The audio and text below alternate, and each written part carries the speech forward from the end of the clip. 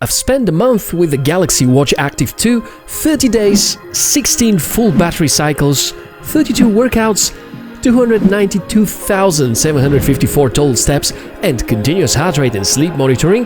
Which are the thoughts hiding behind these numbers? Let's get started!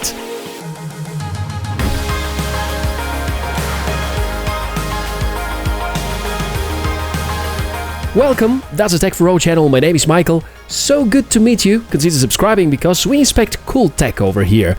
I'm gonna be very clear up front, not a professional athlete, and I honestly don't think this device is suitable for such people. So I'm gonna speak about the features and capabilities of the Active 2 from the perspective of a tech and sports enthusiast.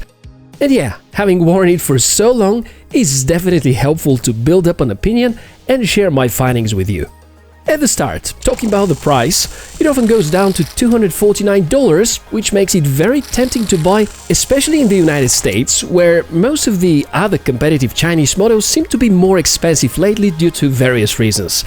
Here in Europe, the price of the watch is a bit higher, but I eventually decided to buy it because of the many review requests I've seen in the comments. So yeah, one way or another, you made me get this watch and explore the features and performance for you. As we usually approach these reviews, we're gonna check about the hardware and the build quality, the software, and gonna talk about the overall experience. In my opinion, the Active 2 is a device in its own class and is quite unique. Runs the in-house developed hardware and the Tizen OS, has its own app ecosystem, and is one of the few devices that can count as true competitors to the Apple Watch series. The device has two sizes and two variations, with or without SIM card support, and I went for the model without because theoretically it has better battery life and better price. Now, we start the unboxing and there's no doubt it's beautifully packed, feels like one of the most premium watches I've recently tested.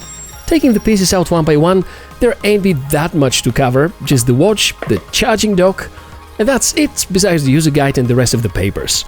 The feeling of touching it is great, and the band is so pleasantly soft that it can easily be rated as one of the best I've ever worn, at least concerning the material used. Probably, if it had a normal buckle, I was about to like it even more, but even like that, this mechanism has never failed me, and it needs some time to getting used to. The specs are pretty promising. The in-house developed Exynos processor, 1.5 gigs of RAM, 4 GB flash, most of the current connectivity protocols including Wi-Fi and GPS, and the integrated battery, which is 350 mAh. And as usual, these specs mean nothing until we check the performance. So moments of silence to see the scrolling, and a few silent seconds to hear the speaker performance.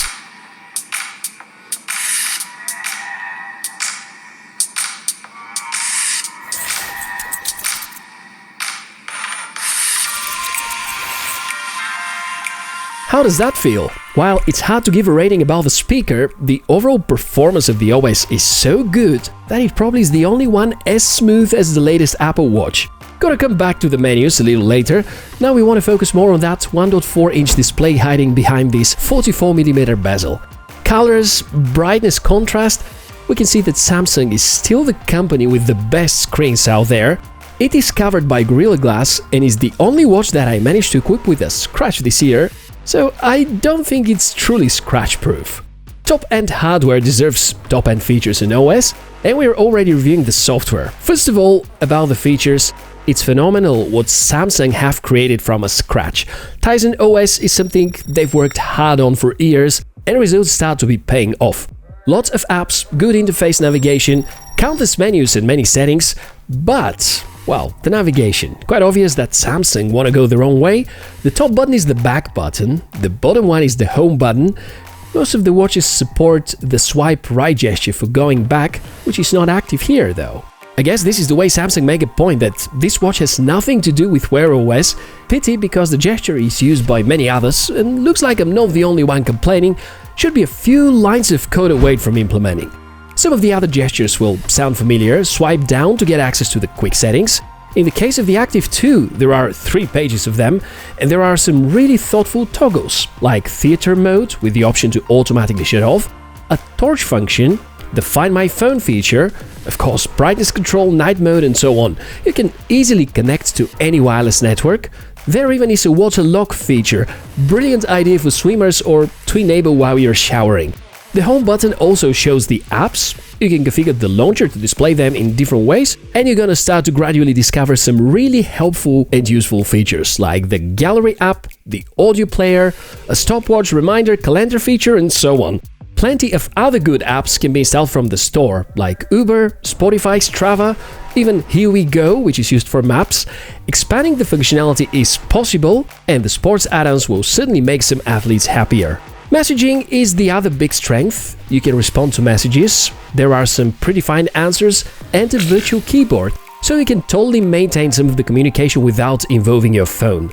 There also are a lot of sports modes, which you can choose and configure. Most of them can involve the GPS function. A little annoying is the fact that you're often bugged about permissions. It is great to see that Samsung is giving you more controls and taking privacy seriously, but that is one of these features that annoys a lot of people and even Wear OS users, and I'd easily trade this for the back swipe gesture. Let's explore the other side of the software, that one residing on your smartphone, and the one that I personally find very disturbing. It is the first time I got so many reports from my phone about an app draining the battery. This is horrible and should not be the case, and Samsung really need to improve that. For Android, there still are 4 instances of the software to be installed: the Samsung Wear app for configuring the watch, Samsung Health, which is the one interpreting your activities, and there are 2 more services to add, which maintain the notifications and the uninterrupted connectivity to the watch. Samsung Health was always ranked either the highest or the second highest battery consuming app, and this is one of the major reasons the Active 2 won't become my daily driver. The other significant drawback is the battery life. If you keep the always on display, you're gonna hardly reach day and a half, well, in some rare cases up to 2 days, but having to recharge that often is definitely going to affect the consistency of the data collected. You may forget the watch after it's recharged, or miss the sleep tracking if there's the habit to charge overnight. Of course, with some better planning, you may overcome these limitations, and apparently I've collected a lot of good data. The sleep tracking is very precise. I may only argue about the awake time duration, which is just not right, and it detects awake times at moments I'm pretty sure I'm sleeping. And such behavior is not detected by the Honor Magic 2, which I was wearing simultaneously. But the sleep duration and the times for getting to sleep and waking up are correct, and generally that's very good. The heart rate tracking is way off of what Huawei Watch GT is offering, and perhaps this is limited on a software level to preserve the battery life. Inside the Health app, you're gonna see all the sports recorded, and kudos to Samsung for these workout automatic detections. That's a good mentality booster to do more sports more often.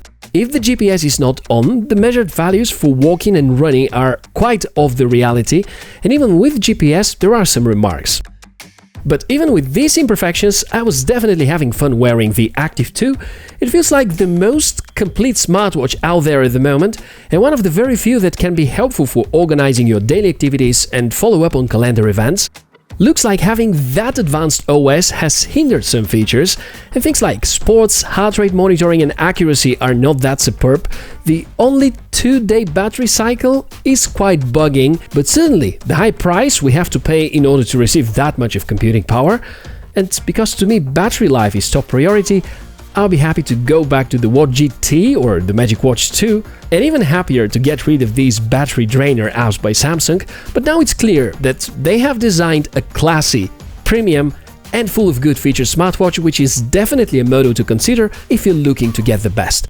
Thanks a lot for watching this review. If there's something I missed or you want to ask about, get in touch using the comments. Make sure to support the channel using these affiliate links below. It's a win-win. I get a minor percentage at no cost for you, and you may find a coupon code to get a discount. And whatever you choose, do it wisely and make sure to enjoy it. Stay fit and happy, and I'll see you soon. Bye!